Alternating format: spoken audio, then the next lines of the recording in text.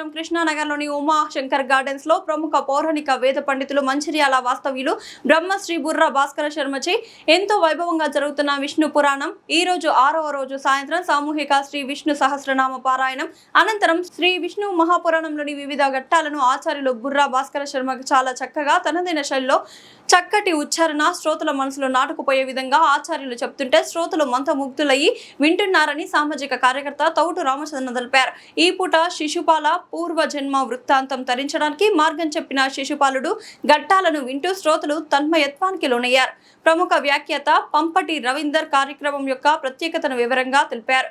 గురుపత్ని బుర్ర సీతారామలక్ష్మి హారతి కార్యక్రమాన్ని నిర్వహించారు. ఈనాటి కార్యక్రమంలో నిర్వాహకులు ఊటూరు అశోక్ బాబు, రమాదేవి, ఊటూరు ఓంకార్, నవత దంపతులు మరియు భక్తులు అధిక సంఖ్యలో పాల్గొన్నారు. నిర్వాహకులు వచ్చిన అతిథులు అందరికీ అల్పాహారం ప్రసాదాలు అందించారు.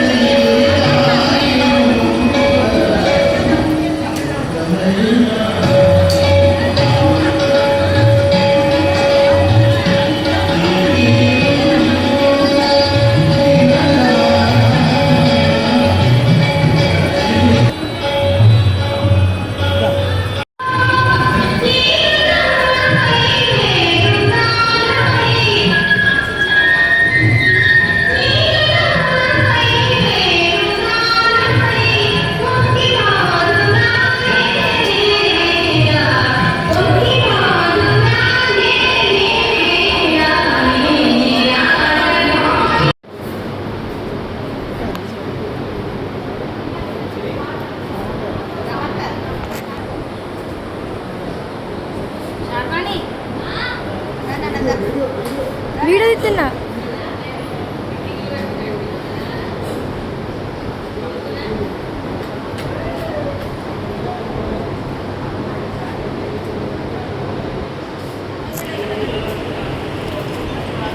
ఓకే.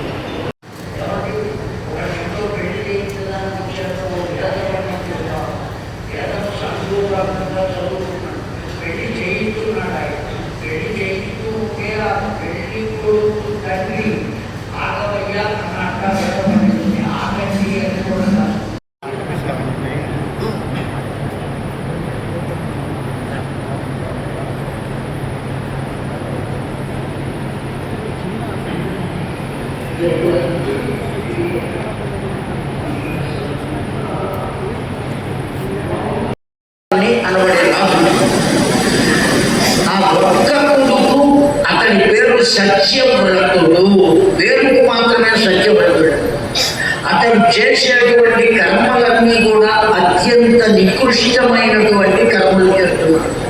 ఒకనొక సందర్భంలో ఈ సత్యవ్రతుడు అనబడేటువంటి వాడు పెళ్లి జరుగుతున్నటువంటి పిల్ల ఉండగా, ఆ పిల్ల పీటల మీద కూర్చుని ఉండగా ఆ పిల్లను అపహరించి తెచ్చాడు. అపహరించి తేవడం చేత త్రయ్యాలని అనబడేటువంటి ఆ సత్యవ్రతుని తండ్రి, నీవు నా ఇంట ఉండవద్దు, ఇంటి నుండి వెళ్ళిపోవలసింది అని వెడలగొట్టబడెను. ఎవరు కారణం ఏమంటే ఈ త్రయ్యాలని ఏ వంశమునకు చెందినవాడు? ఇక్ష్వాకు వంశమునకు చెందినవాడు. ఆ కారణం చేత ఇక్ష్వాకు వంశస్థులకు అందరికీ కూడా గురువు ఎవరు అంటే వశిష్ఠుల వారి. ఆ కారణం చేత ఆ ఈ సత్యవ్రతుడు అనబడేటువంటి వాడు వశిష్ఠుని వద్దకు వెళ్ళాడండి. ఆ వశిష్ఠుని వద్దకు వెళ్ళి, అయ్యా మీరు కాస్త నా తండ్రికి చెప్పండి, మీరు గురువులు కదా, నా తండ్రి ఆ మాట కనుక విన్నట్లు, మీ మాట కనుక విన్నట్లయితే నాకు ఈ ఇంటి నుండి వెడగొట్టబడిన శిక్షను ఉపసంహరించుకుంటాడు, కనుక దయచేసి మీరు నా పట్ల ప్రేమతో చెప్పండి అంటే వశిష్ఠుడు అన్నాడు, నువ్వు చేసినటువంటి కర్మ సరి అయినది కాదు, కనుక నిన్ను గురించి నేను నీ తండ్రికి చెప్పను అన్నాడు. ఎప్పుడైతే అన్నాడో వశిష్ఠుడిని అనేక రకాలుగా నిందించాడండి.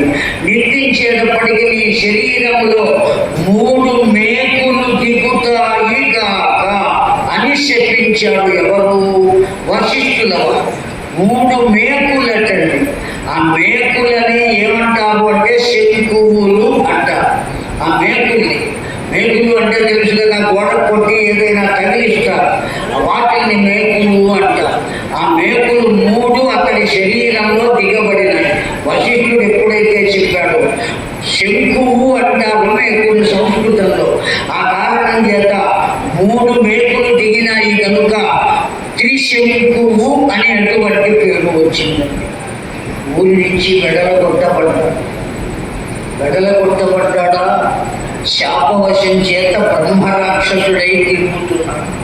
జాగ్రత్తగా విందామండి. సచండాలతాం ఉపగతశ్చ, చండాలుడయ్యా, మాంసాన్ని తింటున్నాడు. వాస్తవానికి బ్రహ్మవంశ సంజాతం. రాజ్యపాలన అర్హత కలిగితే క్షత్రియుడుగా మారుతాడు. అటువంటిది లేకుండా ఈ స్థితిలో శాపవశం చేత చండాలుడయ్యాడు, త్రిశంకు అయ్యాడు. అతడు ఏ సత్కర్మ చేయడానికి అర్హత కలిగినటువంటి వాడు కాదు. ద్వాదశ వార్షిక్యా వనాభృష్యాన్ విశ్వామిత్రగణత్రాపత్య పోషణార్థం చండాలపతి గృహ పరిగణనాయ జాహ్నవీతీరణ్యగ్రోధే మృగమాంసమనుదినం భవంత. అయితే ఈ పరిస్థితి ఇలా ఉంటే, ఆ త్రిశంకువు అలా ఉంటే, ఈ పరిస్థితుల్లో విశ్వామిత్రుడు వశిష్ఠుని పట్ల ఉండేటువంటి స్పర్ధ చేత రాజ్యాన్ని వదలి, కోశాగారమును వదలి అడగవచ్చు. కానీ బర్రె కేవలం గేదె మాత్రమే. కానీ గోవు ఉన్నదే 33 కోట్ల దేవతలను తనలో నింపుకున్నటువంటి సౌభాగ్య లక్ష్మి యొక్క రూపమే గోమాత. ఆ సౌభాగ్య లక్ష్మీదేవి యొక్క రూపం ఆ గోవు. కారణం ఏమంటే ఆ గోవు చేత విసర్జింపబడినటువంటి పదార్థములు కూడా పవిత్రమైనవి. మనకన్నా గోవే గొప్పది. ఆ గో పంచితం, గో మూత్రం, గో క్షీరం, గో దధి, ఏమండి గో ఘృతం, ఇవన్నీ కూడా పంచగవ్యము అని అంటారు. ఆవు పాలు, ఆవు పెరుగు, ఆవు నెయ్యి, అర్థమైందండి. గోమూత్రం, గోమయము, ఆవు చేత విసర్జింపబడిన పెండ కూడా పవిత్రమైనది. అంత పవిత్రమైనది. ఓ యాగశాల ఏర్పాటు చేస్తే యాగశాల లోపల అదేంటంటే ఆ రావణ పేరులో ఏమంటారు, మొజాయిక్ ఫ్లోరింగ్. నేను బాగా డబ్బున్న వాడిని, యాగశాలలో మొజాయిక్ ఫ్లోరింగ్ టైల్స్ వేయిస్తా అంటే కుదరదండి. ఆవు పేడతోనే అలకవలే, ముగ్గులు వేయవలే, అప్పుడు మాత్రమే అది యజ్ఞశాల అవుతుంది. టైల్స్ వేయిస్తే కిచెన్ అవుతుంది, వంటశాల అవుతుంది తప్ప యాగశాల అవ్వదు. కనుక అంత పవిత్రంగా ఉండాలి అంటే ఆవు పెండతోనే అంటారు. అలాగే హోమగుండాలు కూడా సిమెంట్ చేస్తే కాదండి, అందంగా కనబడతాయేమో, శాశ్వతంగా ఉంటాయేమో, అవి కూడా శాశ్వతం కాదు.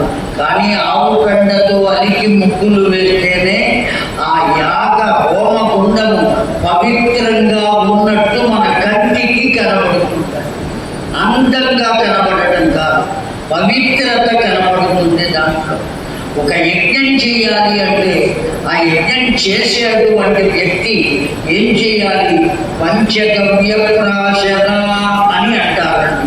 పంచగవ్య ప్రాశన అంటే ఆవుకు సంబంధించిన 5 పదార్థములు: ఆవు పేడ, ఆవు మూత్రం, ఆవు పాలు, ఆవు పెరుగు, ఆవు నెయ్యి.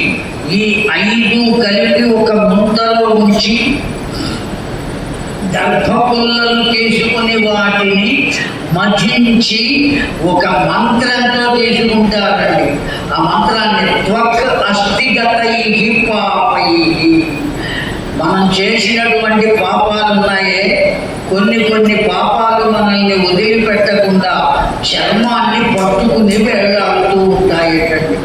అంతేకాదు లోపల ఉన్న ఎముకలను పట్టుకుని వెళ్ళాడుతూ ఉంటాయట పాపాలు. అంత తొందరగా పోవు.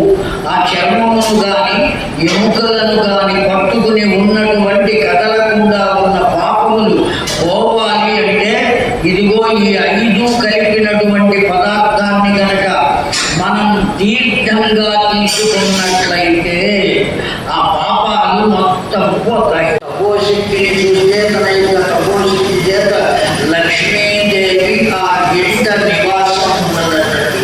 వైకుంఠాన్ని వదిలిపెట్టి లక్ష్మీదేవిని కూడా ఒక పశువుని కట్టుకొయ్యకు కట్టినట్టుగా రావణ బ్రహ్మ కట్టి వేశాడు అని ఉత్తర రామాయణంలో చెప్పబడిందండి. వాల్మీకి రచించిన ఉత్తర రామాయణంలో ఎవరిని కట్టేశాడు అంటే ఆ లక్ష్మీదేవిని కట్టివేశాడు.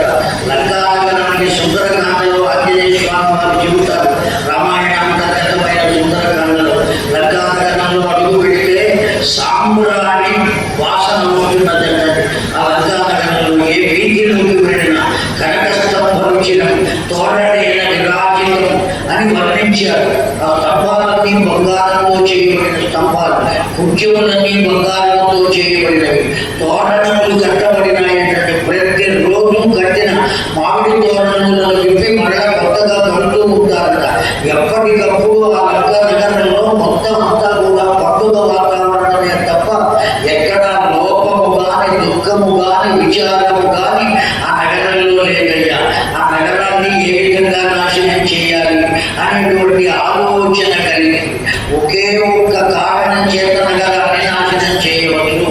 ఏమిటా కారణము అంటే కేవలం మన్మథోద్రేక పరయోగ కృత రావణాసుర. రావణాసురుడు దేనికి బద్ధుడై ఉన్నాడు అంటే మన్మథోద్రేకానికి బద్ధుడై ఉన్నాడు. వీళ్ళందరినీ మోహిస్తున్నాడు. ఎంత గొప్పవాడైనా, ఎంత గట్టి కూడా అయినా చిన్న రంధ్రం పడితే రంధ్రంలో నుంచి నీళ్ళేమైపోతాయి. అదేవిధంగా ఎన్ని శాస్త్రాలు సామాన్యమైనటువంటి వాడు ఏకకాలంలో 9 కోటి శివలింగములకు నమస్తే నమస్తే చేసేటువంటి అభిషేకాన్ని ఆ నమక చమకములను వేద మంత్రము వేదములను హాయిగా శ్రవణానందంగా వినేటువంటి వాళ్ళు.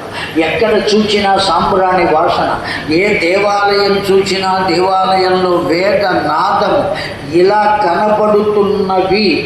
అంత శుభకరమైన వాతావరణమే తప్పవారే చెప్పినటువంటి మాట సుందరకాండలో. అంత వైభవం ఎక్కడ చూచినా జలయంత్రోస్తి వైభవో తథా శతఘ్నో పరితృప్తయ. ఏమండి ఎందువల్ల పతనమైపోయాడు? ఒకే ఒక్క కారణం చేత, స్త్రీ లౌల్యము అని చెప్పారండి. ఇక్కడ ఏం చెబుతున్నారు అంటే కేవలం నటు సస్మిన్ననాది నిధనే పరబ్రహ్మభూతే భగవద్జనాలిని కృతే మనసస్థలయ అపాప. కేవలం ఆ ఎదురుకుండా ఉన్నటువంటి వాడు భగవంతుడు అనేటువంటి ఆలోచన లేకపోవడం చేతనే భగవంతునిలో లీనం కాలేకపోయాడయ్యా వాళ్ళంతా. ఇన్ని తప్పులు చేసినటువంటి వాడు స్వర్గానికి వెళ్ళే అవకాశం ఉంటుందా? ఆ స్వర్గానికి వెళ్ళాలి అన్నా కొన్ని అర్హతలు ఉండాలి. ఓ పెద్ద ఆఫీసర్ గారు ఉన్నారు. ఆ ఆఫీసర్ గారిని ఉన్న లోపలికి వెళ్ళేటప్పుడు అనేక రకాలుగా దేహంలో ఏమున్నాయో ఏమిటో అని వాడు అట్లగాడలాంటిది పట్టుకుని వెతుకుతూ ఉంటాడు. మొత్తం అంతా వీళ్ళంతా తడిగి తర్వాత పంపిస్తారు లోపలికి. అలాంటి అటువంటి స్థితిలో ఏ విధంగా మనం ఆ భగవంతుని సన్నిధానానికి వెళ్ళాలి అంటే ఎంత అర్హత ఉండాలి. ఆ స్వర్గం దగ్గరికి సాక్షాత్తు దేవేంద్రుడు నందన వనము, ఆ దేవలోకంలో ఉండేటువంటి ఉద్యానవనం, దాని పేరు దివ్యమైన నందనవనం. అక్కడికి వెళ్ళిన తర్వాత ఆనందమే తప్ప దుఃఖము అనబడేటువంటిది ఉండేటువంటి అవకాశమే లేదు. అటువంటి దివ్యత్వ అట్లాగే స్వర్గానికి వెళతాడు. ఏ విధమైనటువంటి సత్యోచన ఆశ చేత ఏం చేశాడయ్యా? వశిష్ఠుని వద్దకే వెళ్ళాడు. వెళ్ళి నన్ను స్వర్గానికి పంపించడానికి కావలసినటువంటి యజ్ఞము ఏదైనా ఉంటే చేయించవయ్యా. ఎవరిని అడిగాడండి? వశిష్ఠుల వారిని అడిగాడు. సదుపరుతిష్టేన విశ్వామిత్రేణ సశరీర స్వర్గమారోపిత. వశిష్ఠుడు ఎట్టి పరిస్థితుల్లోనూ అంగీకరించలేదు. సరికదా, ఒకవేళ నిన్నెవరైనా స్వర్గానికి వశిష్ఠుల వారు చెప్పారు. ఎప్పుడైతే చెప్పారో ఇతడు బాగా గమనించాడు. ఆ విషయం ఏం గమనించాడు? కేవలం ఈ వశిష్ఠునకు శత్రువు ఎవరు ఏమాత్రం ఆలోచన లేదు.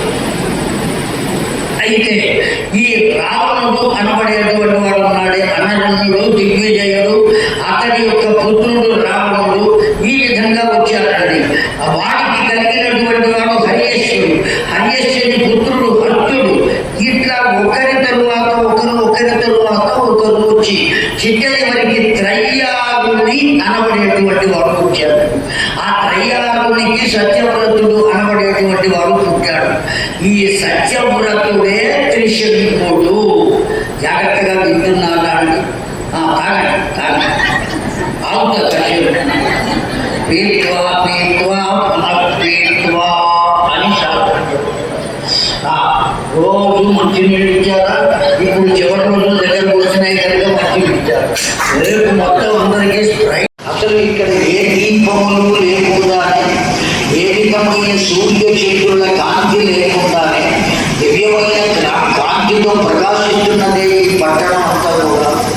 దేని వల్ల ప్రకాశిస్తుంది? ఎవరు ఈమె? ఇలా ఆలోచించి ఆ విష్ణుమూర్తి వాళ్ళిద్దరితో చెప్పాడు. ఏమని? బాలలీలయా లేలీలంతి. అయ్యా, నన్ను చిన్నతనంలో సముద్రంలో ఒక ఆకు మీద నేను పడుకుని ఉంటే సముద్రపు అలలు అనబడే ఊయలలో నన్ను ఊపిన జగన్మాత ఈమె. ఎవరు చెప్పారు? ఆ విష్ణుమూర్తి చెప్పాడు. గుర్తించాడు. ఎవరిని గుర్తించాడు? ఆ అమ్మవారిని గుర్తించాడు. గుర్తించలేకపోయినటువంటి బ్రహ్మ మహేశ్వరుడు ఇంకా విచారంలోనే ఉన్నారు. ఎవరు ఎవరు ఎవరు ఎవరు అనే విచారంతోనే ఉన్నారు. గుర్తించినటువంటి విష్ణుమూర్తి మాత్రం దేన్ని పొందాడు? ఆనందాన్ని పొందాడు. జాగ్రత్తగా విన్నాడు కదండి ఈ మాట. గుర్తించిన విష్ణుమూర్తి దేన్ని పొందాడు? ఆనందాన్ని పొందాడు. అంతేకాదు సముద్రపు హోరు అనబడేటువంటి జోలపాటతో నన్ను లాగించింది కూడా ఈమెయే. గుర్తించాడు. గుర్తించిన విష్ణుమూర్తి ఆనందాన్ని పొందాడు. గుర్తించలేనటువంటి బ్రహ్మముఖేశ్వరుడు విచారాన్ని పొందుతున్నారు. కనుక మనకేం అర్థం కావాలి దీనివల్ల అంటే, అక్కడే ఉన్నటువంటి భగవంతుని మనం గుర్తించగలిగితే ఆ గుర్తించినటువంటి దివ్యత్వాన్ని మనం పొందుతాం. ఒకవేళ గుర్తించలేకపోతే ఎదురుకుండా ఉన్న ఆ వస్తువుని దర్శించలేని అంధుడు ఎటువంటి వాడో మనము కూడా వానితో సమానం అవుతాం. గుడ్డి వానికి ఎదురుకుండా ఉన్నటువంటి వస్తువు కనబడుతుందండి? కనబడదు. అయినా వాడు జాగ్రత్తగానే ఉంటాడండి. మీరు పేపర్ చదువుతారా? అలవాటు ఉందా? కొన్ని టీవీలో వార్తలు వింటారా? అలవాటు ఉందా? ఆ వార్తల్లో ఎప్పుడైనా ఎక్కడైనా గుడ్డివాడు బస్సు కింద పడ్డాడని కానీ రైలు కింద పడ్డాడని కానీ న్యూస్ చూశారా? చూడలేదండి. చూడరు కూడా. ఎందుకంటే వాళ్ళు పడరు. ఆకరణాంత నేత్రములు ఉన్నవాడే పడును. ఎందుకంటే వాడికి కళ్ళు ఉన్నాయి కనుక దిక్కులు చూస్తాడు. కళ్ళు లేని వాడి లక్ష్యము ఒక్కటిగానే ఉంటుందండి. అర్థమైందండి? వాడు కూడా జాగ్రత్త పడుతున్నాడు. ఇంత రెండు కళ్ళు ఉండి చూడగలిగిన శక్తి ఉండి ఆలోచించగలిగిన మేధస్సు ఉండి ఇన్నిటిని మనం వృధా చేసుకుంటున్నాం పెద్దలాగా. ఆ ఉన్నటువంటి భగవంతుడు ఇచ్చినటువంటి మేధస్సుని ఉపయోగించుకుందాం. భగవంతుడు ఇచ్చినటువంటి దృష్టిని ఉపయోగించుకుందాం. భగవంతుడు ఇచ్చిన వినికిడిని ఉపయోగించుకుందాం. చక్కగా ఇక్కడ కూర్చొని దేనికి వచ్చామంటే వినడానికే కదా వచ్చింది. ఇక్కడికి వచ్చి కూడా పక్క వాళ్ళతో మాట్లాడుతున్నాము అంటే మనం ఏ స్థితిలో ఉన్నాము అంటే ఒక్కటేనండి, మీరేం తప్పుగా. నేను సత్యం చెబుతున్నాను. బాధతో చెప్పట్లా, కోపంతో చెప్పట్లా. నాకు అసలు కోపం రాదు. వాస్తవం. ఒకవేళ కోపం వచ్చినా ఇంట్లోంచి బయటికి వెళ్ళిపోతాం. ఓ 10 నిమిషాలు అరగంట సేపు బయట ఉండి మళ్ళీ ఇంట్లో వస్తాం. ఆ కోపం సర్దుకుంటున్నాను. ఎవరిని ఇబ్బంది పెట్టకూడదు. ఆ విషయాన్ని గుర్తుపెట్టుకోవాలి. అందుకని కోపంతో చెప్పట్లా, పరమశాంతంతో చెబుతున్నాను. భగవంతుడు మనం ఇక్కడ దాకా వచ్చింది దానికి ఇల్లు వదిలిపెట్టాం, అన్నీ వదిలిపెట్టాం. ఎక్కడున్నాం? వచ్చి ఇక్కడ కూర్చున్నాం. ఇక్కడ కూర్చుని వింటూ కూడా రెక్క వాళ్ళతో మాట్లాడుతున్నాము.